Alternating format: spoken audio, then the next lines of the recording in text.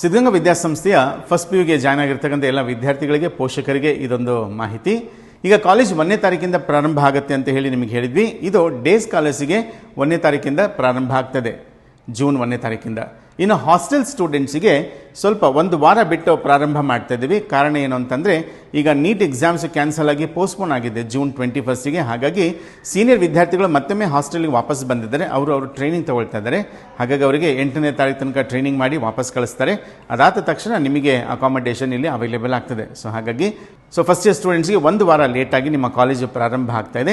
ಈಗಾಗಲೇ first PUಗೆ enter ಆಗೋಂಥ ಸ್ಟೂಡೆಂಟ್ಸ್ಗೆ ನಿಮ್ಮ 10th ಸ್ಟ್ಯಾಂಡರ್ಡ್ನ ಕೆಲವು ಸಬ್ಜೆಕ್ಟ್ನ ವರ್ಕ್ ಮಾಡ್ಕೊಂಡು ಬರ್ಲಿಕ್ಕೆ ಹೇಳಿತ್ತು. ಅದರಲ್ಲಿ ಸೈನ್ಸಲ್ಲಿ ಫಸ್ಟ್, ಸೆಕೆಂಡ್, ಥರ್ಡ್ ಚಾಪ್ಟರು, ಜೊತೆಗೆ ಫಿಸಿಕ್ಸ್ ಒಳಗಡೆಗೆ ಲೈಟ್ ಮತ್ತು ಎಲೆಕ್ಟ್ರಿಸಿಟಿ ಚಾಪ್ಟರ್, ಮ್ಯಾಥಮೆಟಿಕ್ಸ್ ಒಳಗಡೆಗೆ ಟ್ರಿಗ್ನೋಮೆಟ್ರಿ, ಕೋಆರ್ಡಿನೇಟ್ ಜಾಮೆಟ್ರಿ ಮತ್ತು ಅರ್ಥಮೆಟಿಕ್ ಪ್ರೋಗ್ರೆಷನ್ ವರ್ಕ್ ಮಾಡಬೇಕು ಅಂತ ಹೇಳಿತ್ತು. ಸೊ ಈಗಾಗಲೇ ನೀವು ವರ್ಕ್ ಮಾಡ್ತಾ ಇರ್ಬೋದು.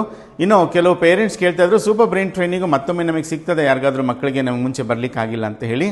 ಅದ್ರ ಬಗ್ಗೆ ಆಲೋಚನೆ ಮಾಡಿ ನಾಳೆ ದಿವಸ ನಿಮಗೆ ಮಾಹಿತಿ ಕೊಡ್ತೀನಿ. ಈಗಾಗಲೇ ಮುಂಚೆ ಬಂದಿರತಕ್ಕಂಥ ಸ್ಟೂಡೆಂಟ್ಸ್ ಅವ್ರು ಎಷ್ಟು ಚೆನ್ನಾಗಿ ಅವರ ಸಬ್ಜೆಕ್ಟನ್ನು ಕಲ್ತ್ಕೊಂಡು ಹೋಗಿದ್ರೆ, ಹೇಗೆ ಇಡೀ ಟೆಕ್ಸ್ಟ್ ಬುಕ್ಕನ್ನು ಅವರು ನೆನ್ಪಿಟ್ಕೊಳ್ಳಿಕ್ಕೆ ಅಂತ ಹೇಳಿ ಟೆಕ್ನಿಕ್ಸ್ ಕಲ್ತಿದ್ದಾರೆ. ಅದು ಬೇರೆ ಮಕ್ಕಳು ಕೂಡ ಕಲ್ತ್ರೆ ಅಡ್ವಾಂಟೇಜ್ ಆಗುತ್ತೆ ಅಂತ ಹೇಳಿ ಪೇರೆಂಟಿಗೆ ಅನ್ನಿಸ್ತಾ ಇದೆ. ಸೊ ಹಾಗೇನಾದರೂ ಇದ್ದರೆ, ಹೇಗೂ ನಿಮ್ಮ ಕಾಲೇಜ್ ಒಂದು ವಾರ ಮುಂದಕ್ಕೆ ಹೋಗಿರೋದ್ರಿಂದ ನಾವು ಸೂಪರ್ ಬ್ರೈನ್ ಇನ್ನೊಂದು ಬ್ಯಾಚನ್ನು ಮಾಡಬಹುದು, ಅದು ಸಾಧ್ಯತೆ ಇದೆ. ಅದ್ರ ಬಗ್ಗೆ ನಾನು ನಾಳೆ ಮಾಹಿತಿಯನ್ನು ಕೊಡ್ತೇನೆ. ಪೇರೆಂಟ್ಸ್ ಒಂದು ಗಮನಿಸ್ರಿ, ಯಾರು ಹಾಸ್ಟೆಲಿಗೆ ಬರ್ತಾ ಇದ್ದೀರಿ, ನಿಮ್ಮ ರೂಮ್ ಅಲಾಟ್ಮೆಂಟಿಗೆ ಸಂಬಂಧಪಟ್ಟ ಹಾಗೆ ನಿಮಗೆ ಬೆಡ್ ಅಳತೆಯನ್ನು ನಿಮಗೆ ಮೆಸೇಜ್ ಮಾಡಿರ್ತಾರೆ. ಸೊ ಎಕ್ಸಾಕ್ಟ್ಲಿ ಇಂಚ್ ನೀವು ಗಮನಿಸ್ರಿ, ಎಷ್ಟು ಇಂಚ್, ಎಷ್ಟು ಅಗಲ, ಎಷ್ಟು ಉದ್ದ ಇದೆ ಅಂತ ಹೇಳಿ. ಇದು ಸ್ಟ್ಯಾಂಡರ್ಡ್ ಸೈಜ್ ಅಲ್ಲ. ಸ್ಟ್ಯಾಂಡರ್ಡ್ ಸೈಜ್ ಅಂತ ಅಂದರೆ 2.5-6 ಅಡಿ ಬೆಡ್ಗಳು ಸಿಗ್ತದೆ, ರೆಡಿ ಬೆಡ್. ಸೊ ಇಲ್ಲಿ ಅಳತೆ ಸ್ವಲ್ಪ ಚೇಂಜ್ ಇರೋದ್ರಿಂದ ನೀವು ಬೆಡ್ನ ಆರ್ಡ್ರ್ ಕೊಟ್ಟು ಮಾಡಿಸ್ಕೋಬೇಕಾಗ್ತದೆ. ಸೊ ಹಾಗಾಗಿ ಪೇರೆಂಟ್ಸ್ ಗಮನಿಸಿ, ನಿಮಗೆ ಬಂದಿರೋ ಬೆಡ್ ಅಳತೆ ನೋಡಿಕೊಂಡು ಅದಕ್ಕೆ ನೀವು ಅದೇ ಅಳತೆಗೆ ಸರಿಯಾಗಿ ಬೆಡ್ಡನ್ನು ಮಾಡಿಸ್ಕೋಬೇಕಿರ್ತದೆ. ಸೊ ಬೆಡ್ ರೆಡಿ ಆಗಲಿಕ್ಕೆ ಒಂದು ವಾರ ಟೈಮ್ ಬೇಕಾಗ್ಬೋದು. ಈಗಲೇ ನೀವು ಈ ಸ್ಪೆಸಿಫಿಕ್ ಅಳತೆನ ನೀವು ಕೊಟ್ಟು ಬೆಡ್ಡನ್ನು ಅಳತೆಗೆ ಸರಿಯಾಗಿ ಮಾಡಿಸ್ಕೋಬೇಕು. ಇನ್ನು ಉಳಿದಾಗೆ ಟೆಕ್ಸ್ಟ್ ಬುಕ್ಕಿಗೆ ಸಂಬಂಧಪಟ್ಟ ಹಾಗೆ ಟೆಕ್ಸ್ಟ್ ಬುಕ್ ಈಗಾಗಲೇ ಗೌರ್ಮೆಂಟು ನಮ್ಮ ಆರ್ಡ್ರ್ ಥ್ರೂನೇ ತೊಗೋಬೇಕು ಅಂತ ಹೇಳಿದೆ. ಯಾರು ನಿಮ್ಮ ಅಕ್ಕ, ಅಣ್ಣ ಅವ್ರ ಹತ್ರ ಟೆಕ್ಸ್ಟ್ ಬುಕ್ ಇದೆ ಅಂತ ಅನಿಸ್ತದೆ, ಕಂಪ್ಲೀಟ್ ಸೆಟ್ಟನ್ನು ನೀವು ಅವ್ರ ಹತ್ರ ಇಸ್ಕೊಳ್ರಿ. ಅದಾಗದೇ ಇದ್ದರೆ ಕಾಲೇಜಲ್ಲಿ ನಿಮಗೆ ಇಲ್ಲಿ ಬಂದಾಗ ಗೌರ್ಮೆಂಟ್ ಸಪ್ಲೈ ಬಂದ ತಕ್ಷಣ ಅದು ಎಷ್ಟಾಗುತ್ತೆ ಅಂತ ಹೇಳಿ ನಿಮಗೆ ಹೇಳ್ತಾರೆ, ಅದು ನೀವು ಪರ್ಚೇಸ್ ಮಾಡ್ಬೋದು.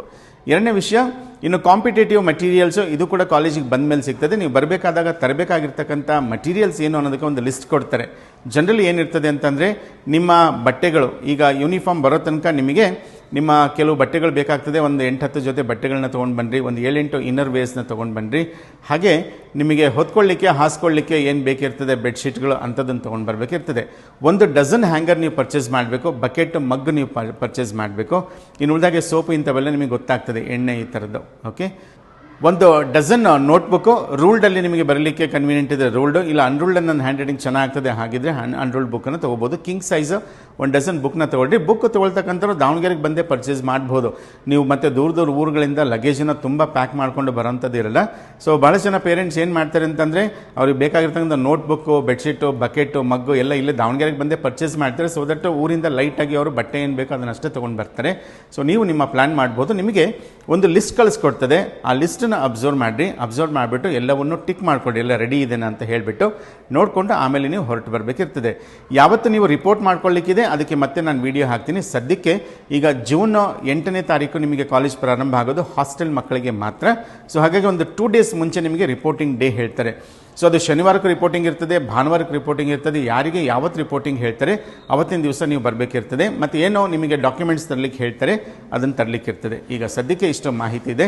ನಿಮ್ಮ ಕಾಲೇಜು ಹಾಸ್ಟೆಲ್ ಮಕ್ಕಳಿಗೆ ಮಾತ್ರ 8ನೇ ತಾರೀಕು. ಇನ್ನು ಉಳಿದಾಗೆ ಡೇಸ್ ಕಾಲೇಜಿಗೆ 1ನೇ ತಾರೀಕಿಂದನೇ ಪ್ರಾರಂಭ ಆಗ್ತದೆ.